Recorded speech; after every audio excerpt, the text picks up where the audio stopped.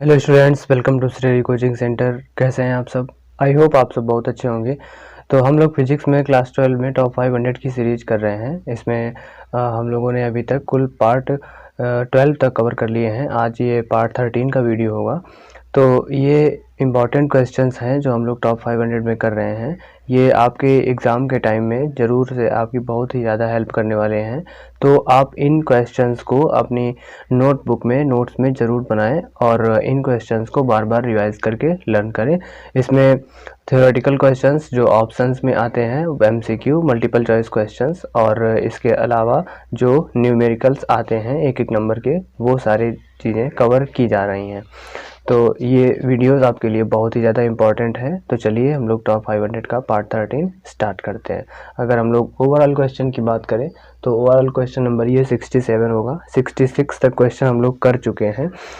तो आगे बढ़ते हैं। इसमें हम लोग पहला क्वेश्चन देखते हैं। पहला क्वेश्चन है, एक पतले प्रिज्म का प्रिज्म कोण 4 अंश है, n बराबर 1.5। n क्या होता है? प्रिज्म के पदार्थ का अपवर्तनांक, और हमें फाइंड करना है डेल्टा m। डेल्टा m क्या होता है? न्यूनतम विचलन कोण। न्यूनतम विचलन कोण क्या होता है? जहाँ से किरण जितनी ज़्यादा मात्रा में यानी अल्प मात्रा में विचलित हो जाती है, वो होता है हमारा न्यूनतम विचलन कोण, मिनिमम मीन डेविएशन। तो देखिए यहाँ पर हमें फाइंड क्या करना है? Delta M. Delta M is equal to, formula हमने बताया था आपको, delta M is equal to n-1 into A. ये होता है इसका फॉर्मूला। डेल्टा एम हमें फाइंड करना है। फॉर्मूला क्या हुआ? Delta M is equal to n-1 into A. तो देखिए इसमें वैल्यू रख देते हैं। n का मान कितना है? 1.5। तो कितना आ जाएगा? 1.5 माइनस 1, और प्रिज्म का कोण कितना है? 4 डिग्री। तो यहाँ कितना आएगा? 4। 1.5 से अगर 1 सब्ट्रैक्ट करें तो कितना आएगा? 0.5, और मल्टीप्लाइड बाई 4 तो कितना आएगा? 5 चौकू 20 का मतलब 2। केवल कितना आएगा? 2 डिग्री। यानी जो हमारा न्यूनतम विचलन कोण डेल्टा एम होगा वो कितना आएगा? 2 डिग्री आएगा। तो इस तरह से इस क्वेश्चन का आंसर क्या होगा? 2 डिग्री। नोट कर लीजिए इसको। अब चलते हैं हम लोग अपने अगले क्वेश्चन की तरफ। Question number 68। क्वेश्चन नंबर 68 होगा हमारा। कहता है कि एक निकट दृष्टि दोष वाला मनुष्य 15 सेंटीमीटर दूर की वस्तु को स्पष्ट देख सकता है। 25 सेंटीमीटर दूर की वस्तु को स्पष्ट देखने के लिए आवश्यक लेंस की फोकस दूरी क्या होगी? तो निकट दृष्टि दोष, निकट दृष्टि दोष रिवाइज करवा देते हैं। क्या होता है निकट दृष्टि दोष? निकट दृष्टि दोष में निकट की वस्तुएं स्पष्ट दिखाई देती हैं, परंतु अधिक दूरी पर रखी वस्तुएं स्पष्ट दिखाई नहीं देती हैं। तो इस प्रकार का दोष जो होता है वो हमारा निकट दृष्टि दोष कहलाता है। तो निकट दृष्टि दोष में लेंस लगाते हैं हम लोग। कौन सा? इसमें कितने अक्षर हैं? 1 2 3। 3 में 1 ऐड करो तो कितना आएगा? 4। और 4 जो होता है 4 अक्षरों वाला लेंस कौन सा होता है? अवतल लेंस। तो निकट दृष्टि दोष के लिए कौन सा लेंस प्रयोग किया जाता है? अवतल लेंस। तो देखिए इसमें 15 सेंटीमीटर दूर की वस्तु को स्पष्ट देख सकता है। तो इसमें जहाँ पर वो वस्तु को स्पष्ट देख सकता है वो होता है हमारा v का, वहीं पर प्रतिबिंब बनता है। तो v is equal to -15 centimetre, और 25 सेंटीमीटर पर वस्तु रखी है तो ये वस्तु की दूरी है u इज इक्वल टू -25, और हमें फाइंड क्या करना है? फोकस दूरी। तो f is equal to question mark. जहाँ तक वह वस्तु को स्पष्ट देख सकता है, अगर निकट दृष्टि दोष है तो वो हमेशा v की वैल्यू होगी, यानी कि प्रतिबिंब का मान होगा। और अगर वो दूर दृष्टि दोष होगा तो दूर दृष्टि दोष में मान उल्टे हो जाएंगे, यानी वो वैल्यू हो जाएगी u की। तो देखिए यहाँ पर v की वैल्यू -15, u की -25, और हमें फोकस दूरी फाइंड करनी है। तो लेंस के लिए फोकस दूरी का फॉर्मूला क्या होता है? 1/f is equal to 1/v minus 1/u। तो इसमें सारी वैल्यू पुट कर देते हैं। पुट करिए, रखिए, सॉल्व करिए जरा इसको। तो 1/f is equal to 1/v। v कितना है? माइनस का 1/15, और u कितना है? 25, तो प्लस का 1/25। एलसीएम कितना आ जाएगा? 75। 15 से डिवाइड करो तो 5 बार, 25 से डिवाइड करो तो 3 बार, तो माइनस का 2/75। तो 2/75, और ये 1/f इज इक्वल टू है, तो f इज इक्वल टू क्या हो जाएगा? f is equal to -75/2। 2 से डिवाइड करें तो कितना आएगा? -37.5 37.5 सेंटीमीटर। यानी कि जो हमारी फोकस दूरी आएगी वो कितनी आएगी 37.5 सेंटीमीटर। तो इस तरह से इस क्वेश्चन का आंसर 37.5 सेंटीमीटर हो जाएगा। अब चलते हैं नेक्स्ट क्वेश्चन की तरफ। नोट कर लीजिए आप लोग पहले इसको।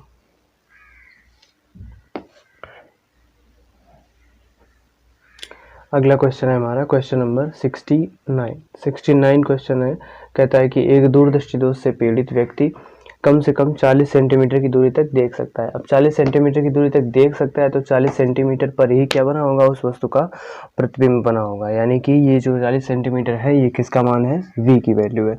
तो v is equal to -40 centimetre. और दूरदृष्टि इसके निवारण के लिए लेंस की प्रकृति, क्षमता और फोकस दूरी भी बताना है। यानी कि हमें p की वैल्यू बतानी है, f की वैल्यू भी बतानी है। तो देखिए अब 40 सेंटीमीटर की दूरी तक देख सकता है। अब हमें उसको दिखाना है कहाँ पर, पास में देखने के लिए, पास तक 40 सेंटीमीटर से पहले देखने के लिए, यानी कि वो दूरी होगी स्पष्ट दृष्टि की न्यूनतम दूरी। और स्पष्ट दृष्टि की न्यूनतम दूरी क्या होती है, 25 सेंटीमीटर। यानी कि हमें 40 सेंटीमीटर से उसको कहाँ लाना है, 25 सेंटीमीटर पर लाना है। यानी कि ऑब्जेक्ट जो है वो अगर 25 सेंटीमीटर पर रखा होगा तो वो उसको स्पष्ट रूप से पढ़ सके, ऐसा लेंस हमें प्रयोग करना चाहिए।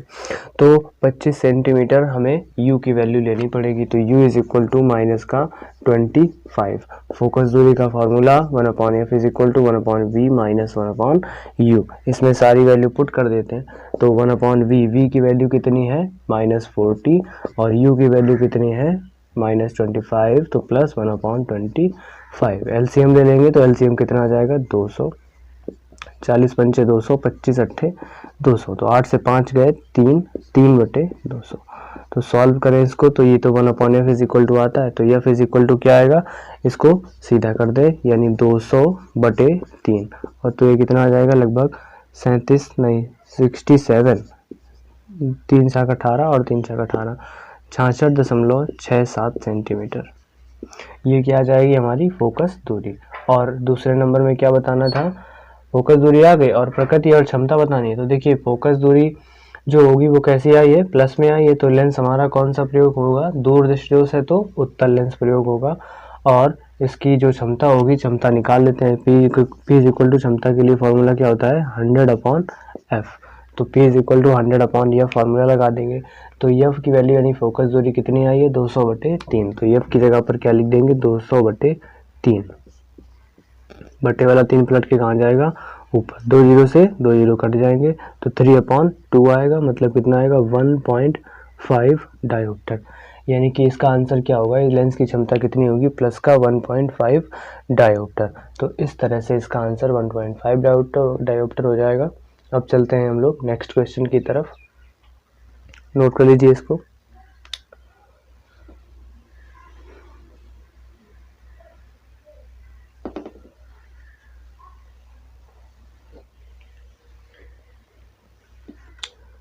नेक्स्ट क्वेश्चन है हमारा, मानव नेत्र की समंजन क्षमता क्या है।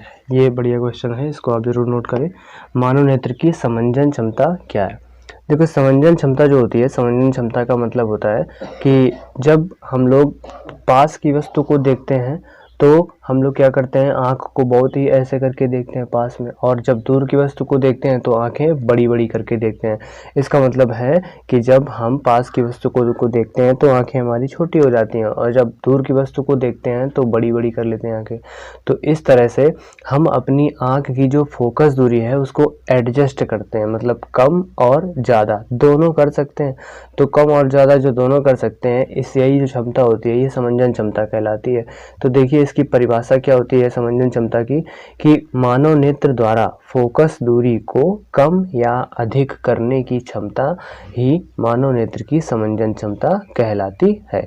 यानी फोकस दूरी को हम लोग जो एडजस्ट करने की जो पावर है वो क्या कहलाती है, समंजन क्षमता कहलाती है। तो लिख लीजिए इसको आप लोग। अब आगे चलते हैं, अगला क्वेश्चन क्या लिखा है, रेटिना का क्या कार्य है। तो देखिए रेटिना जो हमारी होती है, रेटिना पर सबसे पहली बात, रेटिना जो है वो क्या काम करती है, प्रतिबिंब को बनाती है। यानी रेटिना पर किसी भी वस्तु का प्रतिबिंब बनता है।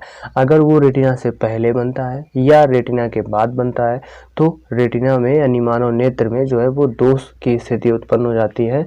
तो या तो निकट दृष्टि दोष होगा और या तो दूर दृष्टि दोष होगा।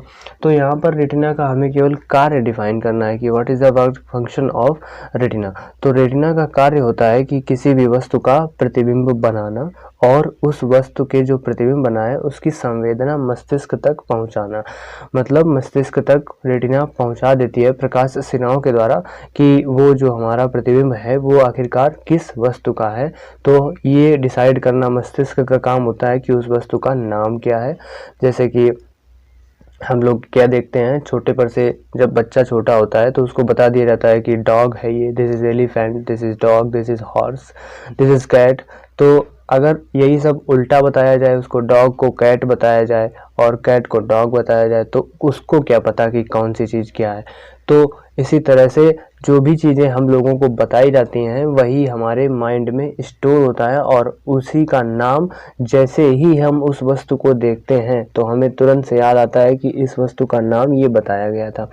तो ये वही क्या होता है, हमारा मानव जो मस्तिष्क है वो बता देता है कि किस वस्तु का आप प्रतिबिंब देख रहे हैं। तो उस प्रतिबिंब को मस्तिष्क तक पहुंचाने का काम किसका होता है, रेटिना का काम होता है। कि रेटिना जब है मस्तिष्क तक प्रतिबिंब को पहुंचाएगी तभी तो मस्तिष्क बता पाएगा कि उस वस्तु का प्रतिबिंब आखिरकार है किस चीज़ का, आप जो प्रतिबिंब देख रहे हैं उसका नाम क्या होना चाहिए। तो ये काम होता है किसका, रेटिना का। तो आप लिखेंगे रेटिना का कार्य में कि रेटिना का कार्य प्रतिबिंब को बनाना तथा प्रकाश शिराओं के द्वारा प्रतिबिंब की सूचनाओं को मस्तिष्क तक पहुंचाना होता है। तो ये रेटिना का कार्य होता है। तो इस तरह से हम लोगों ने आज का ये वीडियो पार्ट 13 कंप्लीट किया। इसमें हमने 5 क्वेश्चंस लिए थे जो कि बहुत ही इंपॉर्टेंट थे। अगर ये क्वेश्चन आपको समझ में आते हैं, अंडरस्टैंड होते हैं तो आप वीडियो को लाइक कर दें और वीडियो को शेयर ज़रूर करें। और अगर चैनल पर पहली बार आए हैं तो चैनल को सब्सक्राइब ज़रूर कर लें। तो चलिए इस वीडियो में इतना ही, मिलते हैं हम लोग नेक्स्ट वीडियो में। तब तक के लिए जय हिंद, जय भारत।